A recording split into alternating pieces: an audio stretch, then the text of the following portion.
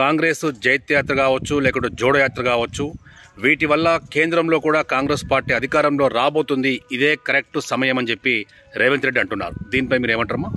మా రేవంత్ రెడ్డి గారు చెప్పింది అక్షరాల సత్యం.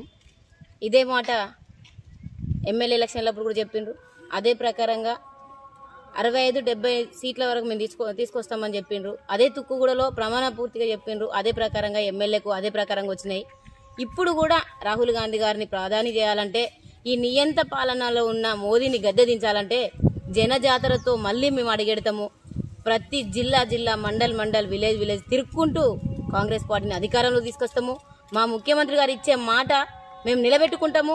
దానికి ఎంత దూరమైన సిద్ధంగా అడిగేసి ప్రజల్లో మమేకమై తిరుగుతాము. ప్రజలకు ఇచ్చిన మాటలు మేము వెనకకు తగ్గకుండా, ఈ ఆడవాళ్ళు అనేది ఒక ఇదిగా చూసుకుంటూ, అసలు ఆడవాళ్ళు అనే లెక్క లేకుండా చేసిన ఈ మోదీకి బుద్ధి చెప్పే విధంగా గద్దె దించే వరకు పనిచేస్తూ ఉంటాం. కాంగ్రెస్ పార్టీ వ్యతిరేకంగా బీఆర్ఎస్ పార్టీ శ్రేణులు రైతులకు అన్యాయం చేసిన పార్టీ కాంగ్రెస్ పార్టీ, రైతు గోస తగులుతుంది, రైతు ఉసురు తగులుతుంది అని చెప్పేసి నిన్న కేసీఆర్ కావచ్చు, ఇవాళ కేటీఆర్, అనేక మంది బీఆర్ఎస్ శ్రేణులు అంటూ ఉన్నారు. దీనిపై ఏమంటారు? రైతుల గురించి మాట్లాడే హక్కు కానీ అర్హత కానీ కేసీఆర్ గారికి కేటీఆర్ గారికి లేదు. ఆల్రెడీ ఆ రైతుల గోస జనం గోస తన బిడ్డకు తగిలింది, జైలు పాలైపోయింది. నెక్స్ట్ కాబోయేది వీళ్ళే కాబట్టి పాపం ఆ భయంతో ఆ బాధతో ఇప్పుడు చెప్తున్నారు. అదే రైతులు చచ్చిపోయి ఉరిలేసుకొని మందు దాగి చచ్చిపోయిన నాడు ఎక్కడ పోయింది ఈ కేటీఆర్ గారు?